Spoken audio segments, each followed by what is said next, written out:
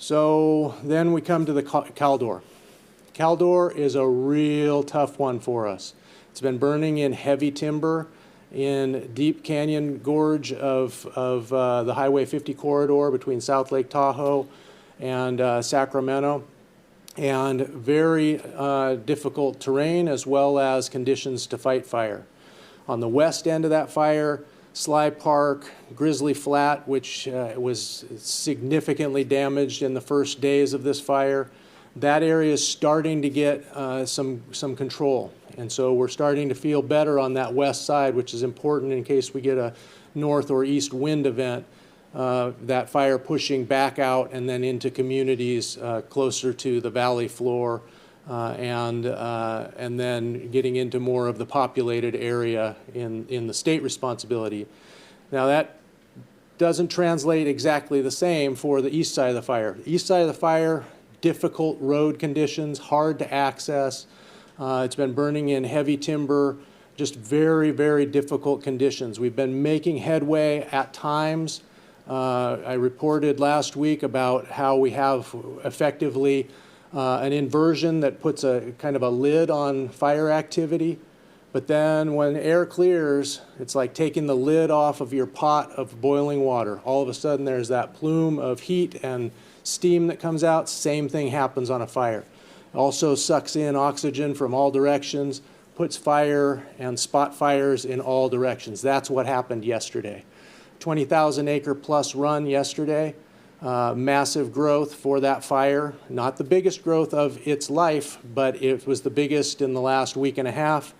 And it unfortunately grew toward South Lake Tahoe further up canyon.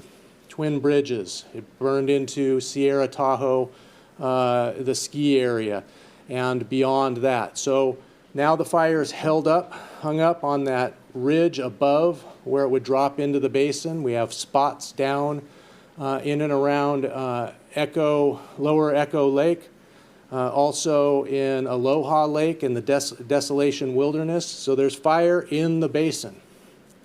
You might remember a couple of reports ago, we haven't had fires burn from one side of the Sierras to the other. We did with the Dixie, now we have with the Caldor. 2 times in our history, and they're both happening this month. So we need to be really cognizant that there is fire activity happening in California that we have never seen before. I've said it before, but the critical thing for you, the public, to know is evacuate early. Early. Warning. Warning doesn't mean you have to stick around and wait for the order. You can go during a warning.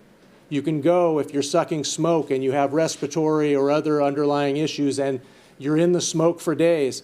You're not going to be out of the smoke for many more days, so find a way out. Go to clear air.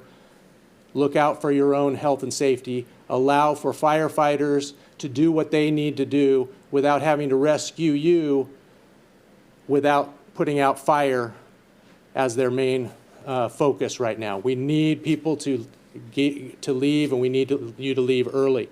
In the basin, for the last week, we have been planning for, in coordination with Nevada, California, the Basin Management Unit, Region 4 from the Forest Service, Region 5 from the Forest Service, all coordinating plans to evacuate South Lake Tahoe.